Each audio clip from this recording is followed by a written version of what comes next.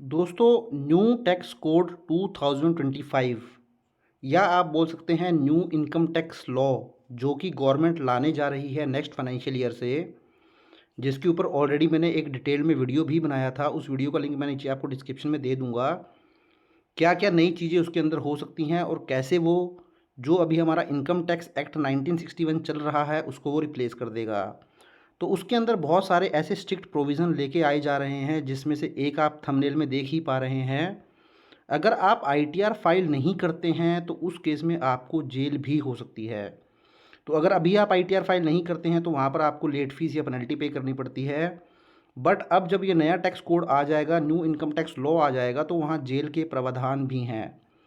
तो इस वीडियो के अंदर मैं आपको बताऊंगा कि वो किस सिचुएशंस के अंदर आपको जेल हो सकती है, इम्प्रिजनमेंट हो सकती है, कितना लेट फ़ी या पेनल्टी आपको पे करनी पड़ सकती है, आप इसको कैसे अवॉइड कर सकते हैं। तो चलिए डिटेल में अपनी वीडियो की तरफ बढ़ते हैं। तो देखिए, जैसा कि मैंने आपको बताया था, डायरेक्ट टैक्स कोड 2025 आपका इम्प्लीमेंट हो जाएगा फाइनेंशियल ईयर 2025-26 से, मीन्स 1 अप्रैल 2025 से उम्मीद है कि ये इम्प्लीमेंट हो जाएगा।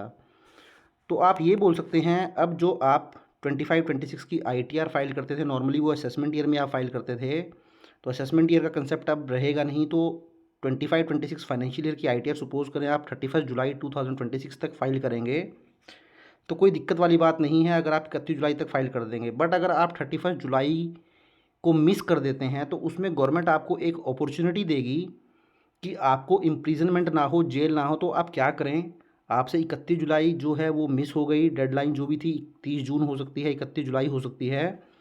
तो आप उस फाइनेंशियल ईयर के अंदर जो 31 मार्च 2027 है उससे पहले अपनी आईटीआर को ज़रूर फाइल कर लें, अगर आप इम्प्रीजनमेंट से जो है वो बचना चाहते हैं। तो फाइनेंशियल ईयर 25-26 हो गया, उसकी आईटीआर आप फाइल करेंगे 26-23 में। तो 26-23 में आप 31 मार्च 2027 से पहले अपनी आईटीआर फाइल कर लें। अब सपोज़ करें आपने आईटीआर फाइल की ही नहीं और आपको आईटीआर फाइल करनी चाहिए थी, आपकी टैक्स लायबिलिटी भी बनती थी। बाद में क्या है, income tax officer, assessing officer वो आपकी इनकम को फाइंड आउट कर लेता है। फाइंड आउट करने के बाद वहाँ पर टैक्स की कैलकुलेशन करता है। तो अब उस टैक्स की कैलकुलेशन के ऊपर डिपेंड करेगा कि आपको इम्प्रीजनमेंट कितनी होनी है, क्योंकि आपने इनकम टैक्स की रिटर्न फाइल की नहीं, आपने, कहने का मतलब है, टैक्स चोरी की।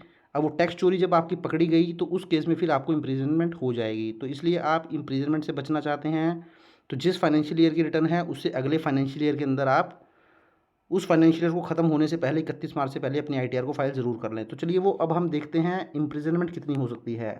तो जैसा कि मैंने आपको बताया था, इम्प्रिजनमेंट आपका डिपेंड करेगा कि आपकी जो टैक्स चोरी है वो कितनी अमाउंट की है।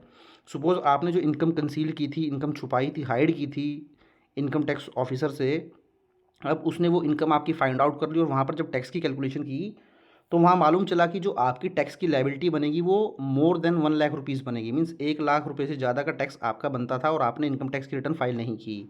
तो जब वो टैक्स की चोरी आपकी पकड़ी गई, इनकम टैक्स ऑफिसर ने पकड़ लिया कि आपने इनकम टैक्स की रिटर्न फाइल नहीं की, टैक्स चोरी की है, तो देखिए अब यहाँ पर इम्प्रीजनमेंट का क्लॉज क्या कहता है। तो यहाँ पर अब एक इम्प्रीजनमेंट का क्लॉज डाल दिया गया है जहाँ ये बताया गया है अब आपको जेल हो सकती है उसके लिए मिनिमम 6 मंथ्स की। मीन्स कम से कम जो जेल होगी वो 6 महीने की होगी और जो मैक्सिमम जेल आपको होगी वो 7 ईयर्स तक होगी।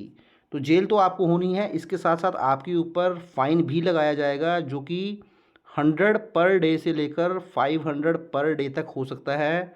इस 6 महीने से लेकर 7 साल में जितनी भी आपकी सज़ा होती है। देखिए, पर डे का अमाउंट मैं आपको बता रहा हूँ, अगर सपोज़ करें 100 रुपीज़ पर डे भी हो गया और ऑन एन एवरेज 30 डेज़ आपके मंथ में हो गए तो 3,000 रुपये पर मंथ की आपकी ये फ़ाइन लगेगा। और सपोज़ आपको 7 साल की जेल हो गई तो आप देख सकते हैं कितना अमाउंट आपका बन जाता है। तो 36,000 आपका ईयरली हो गया 100 रुपीज़ के हिसाब से, और 7 से मल्टीप्लाई कर लीजिए तो इतना आपके ऊपर फ़ाइन लग जाएगा। अब सपोज़ करें आपका जो टैक्स अमाउंट है वो लेस देन 1 लाख रुपीज़ है, 1 लाख से ज़्यादा नहीं है, तो उस केस में फिर क्या इम्प्रिजनमेंट होगी।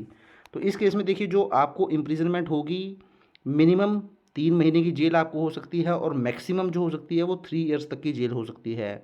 इसी तरीके से आपके ऊपर फ़ाइन भी लगाया जाएगा। वो जो फ़ाइन लगाया जाएगा वो 50 रुपीज़ पर डे से लेकर 300 रुपीज़ पर डे तक हो सकता है। तो देख सकते हैं दोस्तों आप, नॉन फाइलर ऑफ आईटीआर्स के लिए कितना स्ट्रिक्ट प्रोविज़न जो है गवर्नमेंट लाने जा रही है।